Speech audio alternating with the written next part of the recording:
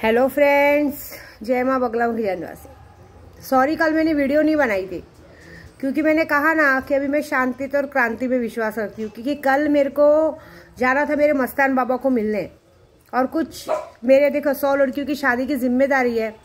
Banner लगने चालू होने वाले हैं। सैलानी बाबा में एक बैनर तो कुछ लोगों ने अपनी अकड़ के हिसाब से खराब करा दिया। छोड़ो, कहते हैं ना, नाम और फेम के पीछे जो इंसान जितना भागता है ना, जितनी कोशिश करता है ना, लेकिन ये बात याद रखना कि विद्या देवी अगर आपके रास्ते का रोड़ा बन गई तो इस दुनिया का कोई का माई का लाल आपको आगे नहीं बढ़ा सकता। इतना तो मुझे मेरे पूजा पाठ पे घमंड है।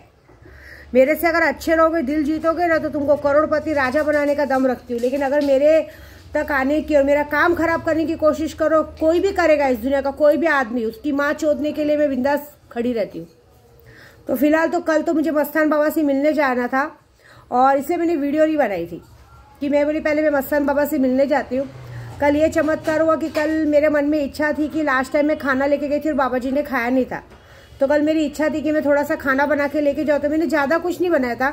मैं बोला सुबह सुबह पूरा खाना तो बनेगा नहीं, तो मैंने मसाला चावल लेके गई थी। मेरे बच्चों को भी घर में मसाला चावल बहुत बहुत पसंद है। सब कड़धान्य मिक्स वाला मसाला चावल मैं बाबा जी को बना के लेके गई। और कल ऐसा चमत्कार हुआ कि कल वहाँ पे जब मैं पहुँची, यहाँ से निकलते निकलते कुछ 11:30-12 बज गए। वहाँ पहुँचते पहुँचते मुझे कुछ 6 बजा। मैं सोची सॉरी 5:30 बजा। मैंने बोला 5 बज गया, इस वक्त पता नहीं बाबा जी खाना खाएंगे नहीं खाएंगे। मैं ऐसा लेट पहुँची, उस बार भी लेट पहुँची थी, पता नहीं खाएंगे कि नहीं खाएंगे। और वो बरोबर पार्सल ऑफिस में बैठे थे। लेकिन कल पूर्णिमा थी, मेरे को आधे रास्ते में आया पूर्णिमा थी। मुझे ये तो पता था कि पूर्णिमा आने वाली है, लेकिन मैं शायद सोची थी पूर्णिमा निकल गई कि क्या, क्योंकि कल मेरा ध्यान पूरा शादी के ऊपर था। क्योंकि मैं बोली ना, 2 दिन से थोड़ी मैं डिस्टर्ब थी कि एक तो कोई अच्छे काम में हाथ नहीं डाल रहे और हर कोई मेरा काम बिगाड़ने को देख रहा है। तो देखिए क्या होता है ना, मेरे को जीते जी उसमें कहते हैं उस इंसान में मुझे जीते जी भगवान का स्वरूप दिखा है। मुझे हमेशा ऐसा लगता है कि जीते जी मेरे मस्तान बाबा में मेरे सैलानी बाबा, मेरे ख्वाजा जी, मेरे शिरडी के साईं बाबा सब घूम रहे। और मेरी हमेशा आदत है, मेरी गाड़ी साईं बाबा के मंदिर के सामने रुकती, पहले मैं साईं बाबा को पैर पड़ती हूँ, उसके बाद मैं बाबा जी से मिलती हूँ। जैसे ही साईं बाबा को पैर पड़ती हूँ तो मुझे इशारा कर देते कि सामने वो बैठे हैं। तो जब मैं उनको मिली तो थोड़े गुस्से में थे। पहले उन्होंने हटाया मुझे, हटाने के बाद उन्होंने अपने पैर पे जोर जोर से मारा, तो बाकी लोग देखने लगे, डर गए। मैंने बोला डरो मत, आज पूर्णिमा है, शायद हो सकता है मेरे पीछे कोई नेगेटिविटी है और कोई तो जो मेरे पीछे लगा है। तो बाबा जी ने आज उसको मारा है, अब तो उसको ही पता चलेगा जिसके पैरों पे घाव लगा होगा। बाबा जी ने उसको गंदी तरीके से मारा है, पैरों पे मारा है। पहले उन्होंने मारा और एकदम मतलब जोर से चिल्लाए, और उसके बाद वो निकल के चले गए बाहर। और उन्होंने ऐसा इशारा भी मेरी तरफ कर रहे थे, क्योंकि वो जिस तरह से मंत्र पढ़ रहे थे उससे पता चल रहा था कि जो मेरे पीछे इस वक्त कारस्तानी कर रहा है, जो फालतूगिरी कर रहा है, कल उनको बाबा जी ने खुद सजा दी है, बहुत बड़ी सजा दी है। और उसका हालांकि मुझे 2-3 लोगों का मैसेज आ भी गया था। और उसके बाद वो आगे गए बस स्टॉप के अंदर जहाँ पे बैठते, वहाँ जाके बैठे शांति से। एक आदमी ने उन्हें दही चावल दिया। उन्होंने दही चावल, कहते हैं ना तिरुपति बालाजी कृष्ण भगवान के जैसा, दही चावल को जमीन पे रखा, जमीन में मिट्टी पे। सोचिए आप और हम खाना खाएंगे, उन्होंने जमीन पे चावल और दही को मिक्स किया, नीचे कुछ नहीं बिछा हुआ था, मिट्टी में दही चावल को मिक्स किया और खाया। कौन सा स्वरूप है आप सोचो। उसके बाद मैं गई, मैं पास में नहीं गई, मेरी शायद पूर्णिमा है और आज शायद औरत का स्पर्श ना हो, इसके लिए मैंने एक आदमी को बोला कि जरा प्लीज़ मेरा टिफ़िन भी वहाँ रख दो, देखो शायद खा ले। और वो लोग खड़े थे, वो लोग ऊपर सामने कहीं उधर बैठे थे, पहले बैठ जाओ। मैं बोली नहीं, मैं नीचे बैठती हूँ। मैं नीचे बैठ के बाबा जी के आंखों में देखकर आंखें नहीं मिला रहे थे मुझसे। मैं उनको यही बोलती, जब भी मैं आपसे मिलने आती हूँ ना बाबा जी, तब भी मैं भूल जाती हूँ कि मैं क्या करने आई हूँ, आपसे क्या बोलने आई हूँ। आज तो मैं बोल के रहूँगी कि मेरी 100 बेटियों की शादी करने जा रही हूँ। शुरुआत आपसे, अभी बैनर वैनर लगने वाले हैं। बस ये चाहती हूँ कि विघ्न, मतलब बेगर कोई विघ्न आए, ये शादी बहुत अच्छे से पूरी हो, सारी लड़कियां हमेशा सुखी हो। और जिस काम में मैं हाथ डालूँ, मेरे उद्धव बाला साहब ठाकरे जी का पद और चिन्ह उन्हें वापस मिले।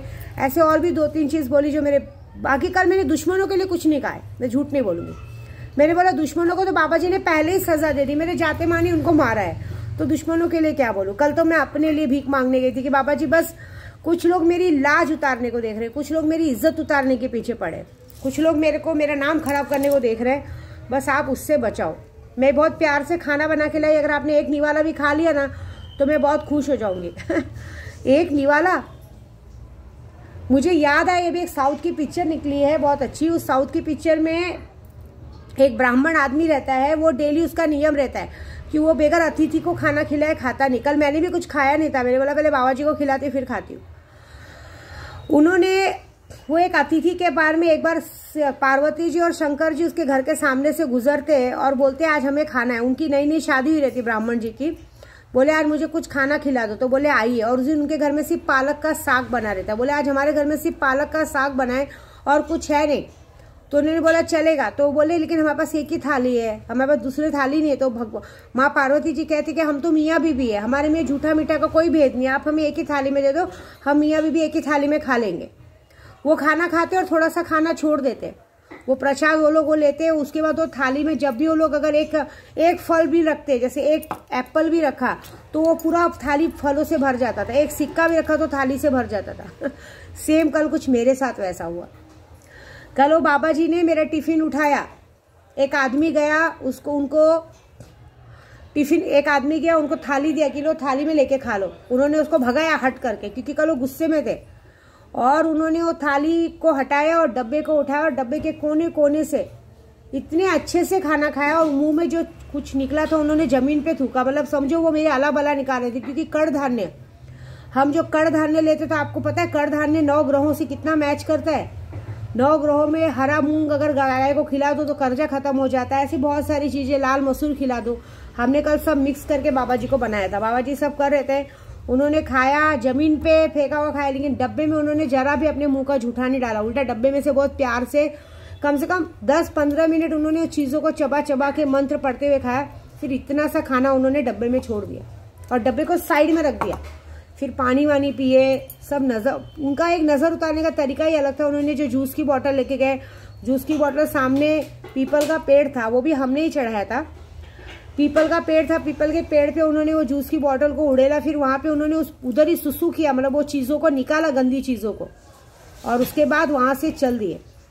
मैंने पता है फिर वो क्या किया, उधर सबने कहा कि डब्बा, और एक मैं बालूशाही का डब्बा लेके गई थी मीठा, उन्होंने उसको हाथ में रखा और उसको वापस रखा। मतलब उन्होंने मुझे मीठा वापस किया कि जा मुंह मीठा कर, तेरा काम हो गया। तो मैंने वहां पे लोगों को बंटवा दिया, थोड़ा सा खाया और लोगों को बंटवा दिया। और जो पुलाव बचा था, जो मैं मसाला चावल लेके गई थी, वो डब्बा में लाई, गाड़ी में मैंने 2-3 चम्मच वो खाया। जो उन्होंने छोड़ा था उसमें से 2-3 चम्मच खाया और बाकी का उठा के रख दिया, क्योंकि वो बरकत आई है मेरे घर में। ये बहुत बड़ी बात हुई है। तो कल ऐसा चमत्कार हुआ है। तो मतलब ये बात तो पक्की है कि 2024 की ये 100 बेटियों की शादी बहुत धूम धड़ाके से होगी, क्योंकि मेरे को साक्षात्कार मेरे मस्तान बाबा, मेरे साईं बाबा ने मेरे को आशीर्वाद दे दिया। और इसी मकसद पे मैंने सोचा है कि इस बार मैं बुधवार गुरुवार तक जाऊंगी शिरडी के साईं बाबा और बाबा जी को मन्नत करके आऊंगी कि मेरी साईं बाबा की, साईं बाबा मेरी ये शादी अच्छे से निपट गई ना, तो शादी निपटने के बाद, अप्रैल के बाद शादी निपट के जब आऊंगी ना, उसके बाद जो भी पालकी निकलेगी उस पालकी का पूरा खर्चा मैं उठाऊंगी। देखो मैं तो वादा नहीं कर सकती कि मैं चल के आ सकती हूँ, लेकिन जो भी पालकी जाएगी उस पालकी वालों का पूरा खर्चा मैं उठाऊंगी। बस ये शादी अच्छे से निपट जाए, बस ये चाहती हूँ और कुछ नहीं। तो बस ये चमत्कार कल का हुआ है मेरे साथ। जय माता दी।